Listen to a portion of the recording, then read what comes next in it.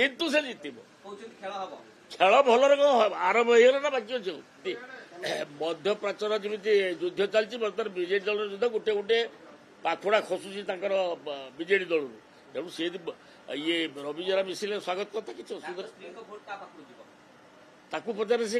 ଆପଣ ଦେଖିବେ, ମୁଁ ଆଜି ବି କହିଦଉଛି ଆମ ପ୍ରାର୍ଥୀ ଜିତିବ।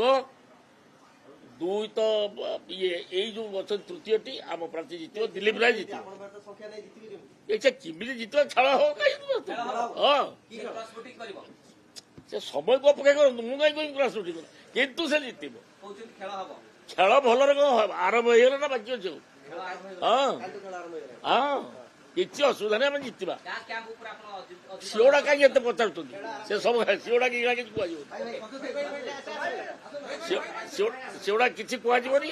କୋଉ ପରିସ୍ଥିତିରେ ହବ, କେମିତି ହବ, କଣ କହିବ ସେଟା ମୁଁ କହିଦେଲେ। ନୀଳଗିରି କହିବ ରବିଜରା ବିଷୟରେ।